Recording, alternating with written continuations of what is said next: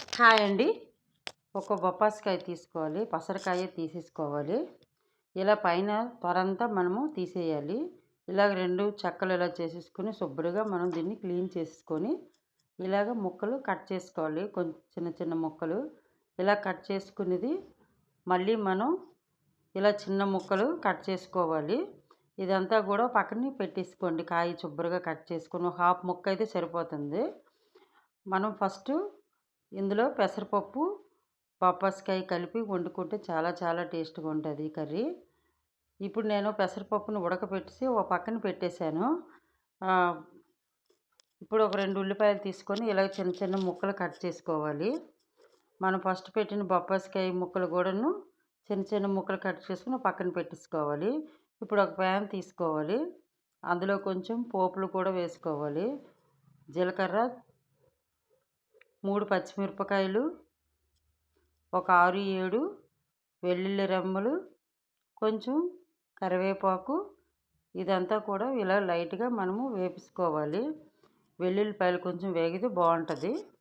ఇప్పుడు మనం ఫస్ట్ ఉల్లిపాయలు కట్ చేసాం కదా, ఆ ఉల్లిపాయలు కూడా ఇలా వేసేసి ఒక 5 నిమిషాలు మూత పెడితే మగ్గిపోతుంది. ఇలా మగ్గిపోయిన దీంట్లో మనం బొప్పాస్కాయ ముక్కలు కూడా వేసుకోవచ్చు. ఈ బొప్పాస్కాయ ముక్కలు కూర చాలా చాలా టేస్ట్‌గా ఉంటుంది. పెసరపప్పు, బొప్పాస్కాయ కర్రీ చాలా బాగుంటుందండి. ఇది బాలింతలకు ఎక్కువగా పెడతారు. ఎందుకంటే తల్లి తింటే పాలు వస్తాయని చెప్పేసి బాలింతలు ఇలాగా ఈ కూర ఎక్కువగా పెడతారు. మీరు కూడా ఇది చూసి ట్రై చేయండి.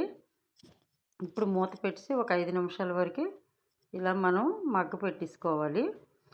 ఇలా పప్పు కాకపోయినా ఇలాగ విడిగా కూడా మనం కూర వండుకోవచ్చు. ఇది చాలా చాలా టేస్ట్‌గా ఉంటుంది. ఇప్పుడు రుచికి తగినంత ఉప్పు వేసుకోండి. హాఫ్ స్పూన్ పసుపు, 1 స్పూన్ కారం కూడా వేసుకోవాలి. ధనియాల పొడి, జీలకర్ర పొడి కూడా వేసుకోవాలి. మళ్ళీ కూడా ఈ మసాలా అంతా కలిసే వరకు ఇలా లో ఫ్లేమ్లో పెట్టేసుకొని మనం ఇదంతా కూడా కలిపేసుకోవాలి. కొంచెం అల్లం తురుముకొని అల్లం వేసుకోవాలండి టేస్ట్ కోసం. ఫస్ట్ ఇప్పుడు మనం పెసరపప్పు ఉడకపెట్టి ఉంచాం కదా, నేను తొక్కపప్పు నానపెట్టేసి కడిగేసి ఇలా ఉడకబెట్టేసి నేను చేశాను. మీరు ఏ పెసరపప్పు అయినా వేసుకోవచ్చు. ఎందుకంటే తొక్కపప్పు తింటే ఎక్కువ విటమిన్లు ఎక్కువ ఉంటాయని అంటారు.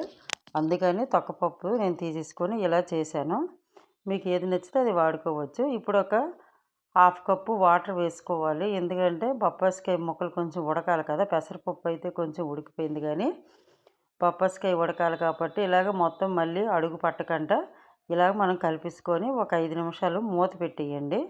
ఇది రైస్లో కానీ మీరు చాలా చాలా టేస్ట్‌గా ఉంటుంది. ఇలా రైస్లో వేసి మీరు తినండి. చికెన్, మటన్ కంటేను బొప్పాసి పెసరపప్పు కాంబినేషన్ చాలా చాలా టేస్ట్‌గా ఉంటుందండి. మీరు కూడా ఇది ట్రై చేయండి. చాలా బాగుంటుంది. హెల్తీ ఫుడ్డు, మంచి ఫుడ్ అండి ఇది. ఇది చూసి నాకు